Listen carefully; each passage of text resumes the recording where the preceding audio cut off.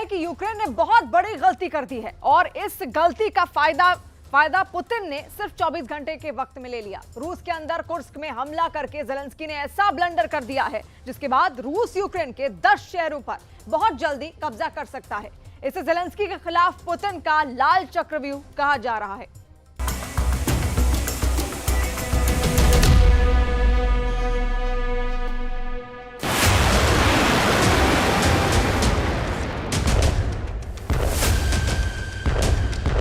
ऐसे ताबड़तोड़ हमले देखकर कौन दुश्मन टीक पाएगा?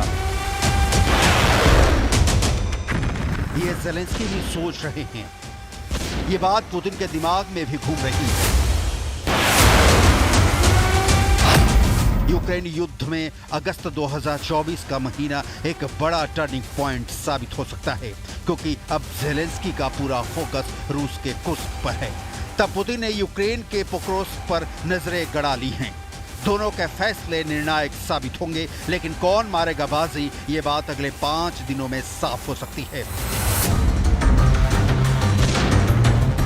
6 अगस्त को कुर्स्क पर हमला करके ज़ेलेंस्की ने जो कदम उठाया, उसे लेकर पुतिन के दिमाग में कुछ और चल रहा है। पुतिन ने पूर्वी यूक्रेन से अपनी फोर्स नहीं हटाई, कुर्स्क में कम अनुभवी सैनिकों को तैनात किया और अब उनका पूरा जोर पोक्रोस्क पर कब्जे पर है। इससे पहले ज़ेलेंस्की को लगा था कि वो कुर्स्क पर हमला करेंगे तो पुतिन डोनेस्क खाली कर देंगे, लेकिन ऐसा हुआ नहीं। पुतिन ने अपनी सेना को पोक्रोस्क की तरफ कूच करने को बोल दिया।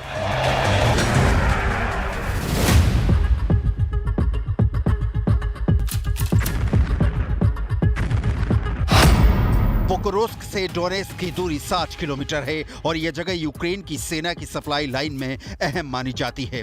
अगर पोक्रोस्क ज़ेलेंस्की के हाथ से गया तो समझ लीजिए कि डोनेस्क पर यूक्रेन की लड़ाई कमजोर हो जाएगी और फिर बाकी इलाकों पर भी रूस की फोर्स हावी होने में जरा भी देर नहीं लगाएगी।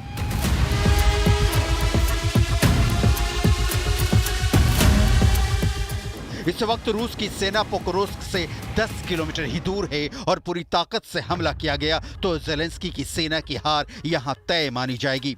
इसीलिए कहा जा रहा है कि पुतिन कुर्स्क को लेकर बहुत बड़ा जुआ खेल रहे हैं। पुतिन ने ऐसा दांव चला है जिसमें वो हार कर भी जीतना चाहते हैं।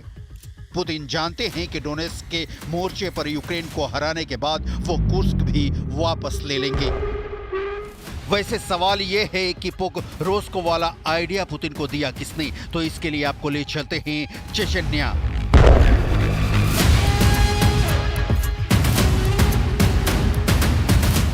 दरअसल युद्ध की आग ऐसी भड़की हुई है कि कुर्स्क में यूक्रेन के काउंटर अटैक के बाद पुतिन ज्यादा प्रेशर में है।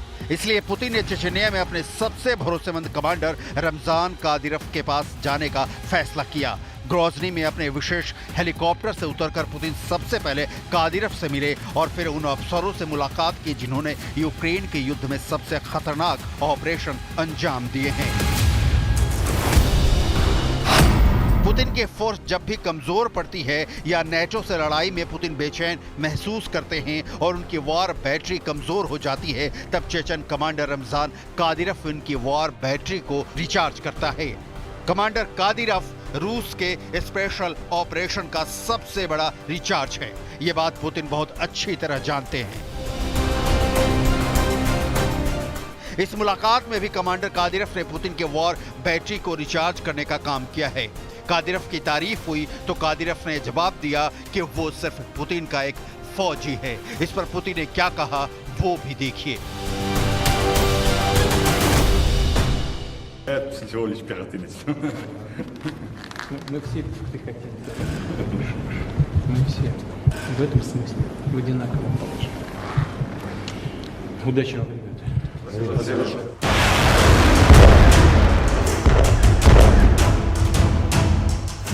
कुर्स्क में जब ज़ेलेंस्की की सेना ने 1150 वर्ग किलोमीटर जमीन पर कब्जा कर लिया है, तब कादिरोव के कमांडरों ने पुतिन को बताया कि आगे का युद्ध कैसे लड़ा जाए, कैसे कुर्स्क पर वापस कब्जा किया जाए और ज़ेलेंस्की पर कैसे प्रेशर डाला जाए। ये बात शूटिंग रेंज पर एक डील के जरिए बताई गई, जिसमें कादिरोव के लड़ाके गोलियों की बौछार करते हुए दिखाई दिए।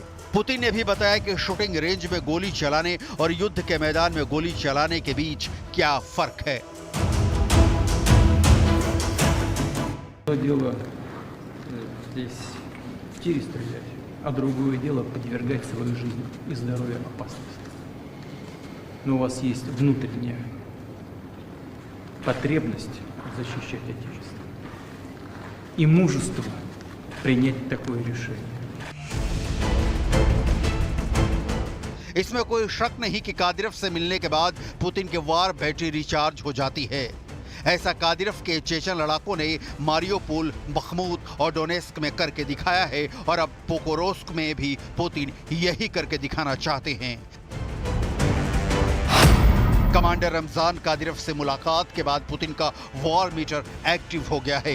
इस वॉर मीटर की सुई इतनी एक्टिव हो गई है कि पुतिन को भरोसा हो गया है कि कुर्स्क से वो ज़ेलेंस्की की फौज को खदेड़कर बाहर नहीं करेंगे, बल्कि रूस की सेना के हाथों उनको मौत के घाट उतार दिया जाएगा। ज़ेलेंस्की रूस के कुर्स्क के बदले डोनेस्क और लुहांस्क को आजाद कराना चाहते हैं, लेकिन उनकी उम्मीदों पर पानी फेरने का प्लान पुतिन ने बना लिया है। यह भरोसा पुतिन को क्यों हुआ है, अब इसकी तस्वीरें देख लीजिए। कमांडर कादिरफ पुतिन को ग्रोजनी की रशियन यूनिवर्सिटी ले गए और उसने वहां पर वो हथियार दिखाए जो चेचन लड़ाकों को ट्रेनिंग के दौरान दिए जा रहे हैं, जिन हथियारों से अब वो यूक्रेन के खिलाफ लड़ना लगातार सीख रहे हैं। Снайперские винтовки различных стран, пулеметы, штурмовые винтовки, автоматический гранатомет. Это американская копия гранатомета РПГ-7 российского производства. Сделана специально для того, чтобы можно было использовать российские выстрелы, стрелять российскими выстрелами. पुतिन ने यूक्रेन को हराने के लिए अब 3 मिलिट्री ग्रुप तैयार किए हैं। इन तीनों के पास उन इलाकों में ऑपरेशन की जिम्मेदारी होगी जो यूक्रेन के बॉर्डर से लगे हुए हैं, यानी कुर्स्क के अलावा बेलगरद और ब्रयांस्क। इस वक्त ये तीनों जगहें ज़ेलेंस्की की फौज के टारगेट पर हैं। यूक्रेन की ड्रोन फोर्स यहां पर एक्टिव है और वो मौका मिलते ही रूस की सेना पर हमला कर रही है।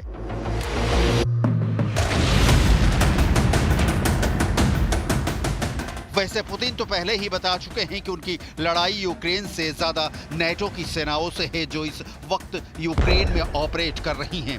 इसलिए पुतिन ने चेचन्या का दौरा करके बता दिया है कि रूस इस युद्ध को लड़ने के लिए किस दिशा में तैयारी कर रहा है और पोक्रोस्क की तरफ उनकी फौज ने जिस तरह से कूच किया है वो इस युद्ध में गेम चेंजर साबित हो सकता है।